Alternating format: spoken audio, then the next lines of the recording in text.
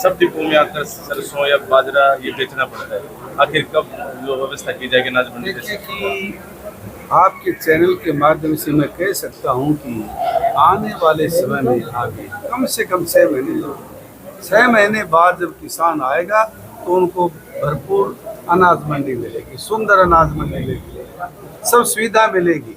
तो आपके चैनल के माध्यम से तो आज तो मैं यही कह सकता हूं कि किसान को तकलीफ है क्योंकि जगह नहीं, और जगह नहीं होगी तो तकलीफ होगी। किसान को बैठने के लिए अच्छी जगह मिले, साफ सुथरा पानी मिले, जो अपनी जिन्स लाए वो ठीक ढंग से रख दे और उसको आराम से बिक्री करके अपने घर चला जाए।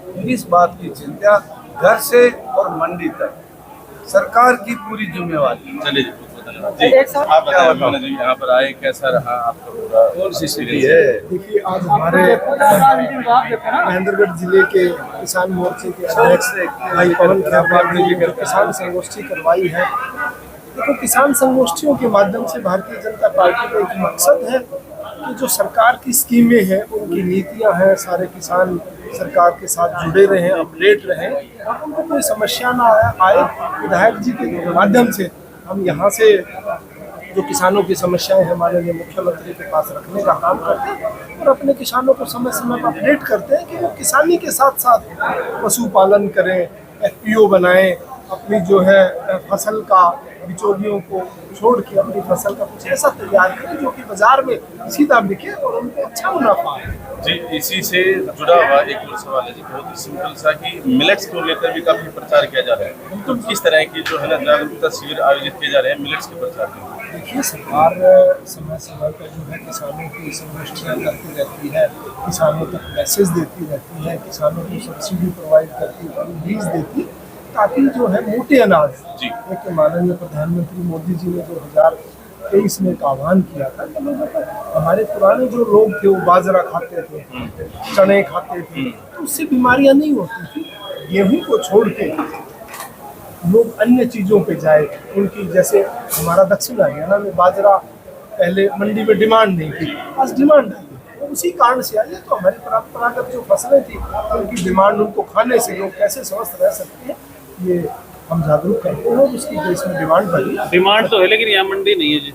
हाँ, वो देखो विधायक जी ने बताया, आप बढ़वा देंगे मंडी। बढ़वा देंगे मंडी। कई बार खाद के कट्टों की इनकी भी कमी पड़ती रहती है, उसके लिए भी देखो, वो ये तो नहीं है आपकी चीजें बात। वो कई बार दिक्कतें आती हैं, कई बार कम्युनिकेशन में दिक्कत हुई है किसी न किसी वजह से, तो उसको दूर किया जा रहा है। बल्कि हम तो कहते हैं कि आज ये सब छोड़ के जो है हम देसी खाद पे आ रहे हैं। तो वो एक बहुत बड़ा, जैसे हमारे गवर्नर साहब, माननीय महामहिम गवर्नर देवव्रत आचार्य जो कि हरियाणा से है, वो आज पूरे देश में प्रचार करते हैं।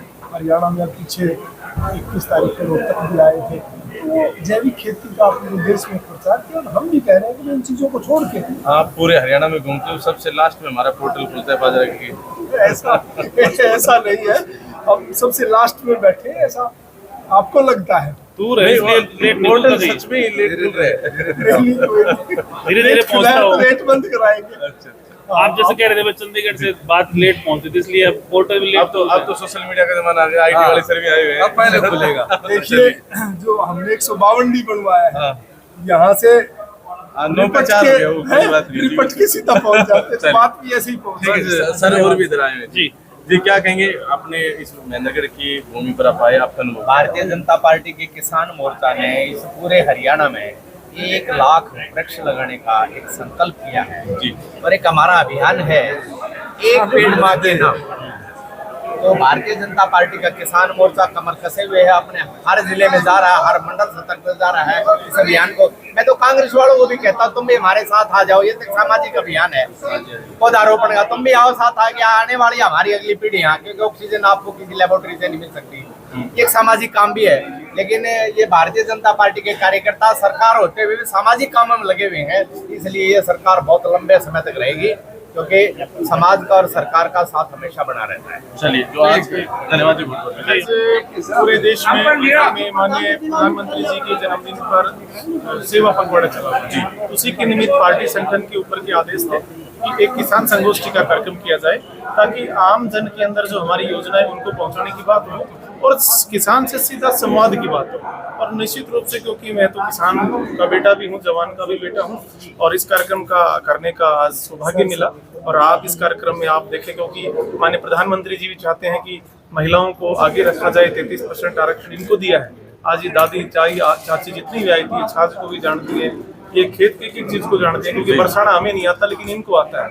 ये मतलब किसान जो हमारा पुरुष होता है, उसके कंधे से कंधा मिला करके कार्य करती है। आज इस कार्यक्रम में महिलाएं आई हैं, इस कार्यक्रम में आपने नौजवानों को देखा जो आने वाले समय के अंदर टेक्निकल रूप से कृषि को आगे बढ़ाएंगे। और हमारे इस कार्यक्रम में प्रदेश के महामंत्री भाई सुनील वत्स जी आए हैं, उनका हमने स्वागत किया है इस पवित्र भूमि के ऊपर। भाई अभिमन्यु जो माननीय मुख्यमंत्री जी मनोहर लाल जी के साथ रहे, नायब जी के साथ रहे, वो इस कार्यक्रम में आए। हमने से हृदय से उनको निमंत्रण दिया था, उन्हें से स्वीकार किया। आज विधायक जी हमारे बीच में रहे हैं, और निश्चित रूप से आने वाले समय में किसी भी प्रकार की कोई भी जिम्मेवारी हमारी लगती है, चाहे चुनाव की लगती हो, चाहे किसान की समृद्धि की बात की लगती हो, हम प्रत्येक बात अंतिम पंक्ति में बैठे किसान के पास भी पहुंचाएंगे, और अंतिम पंक्ति में बैठे गरीब व्यक्ति के उत्थान के लिए भी कार्य करती हुई भारतीय जनता पार्टी का किसान मोर्चा दिन रात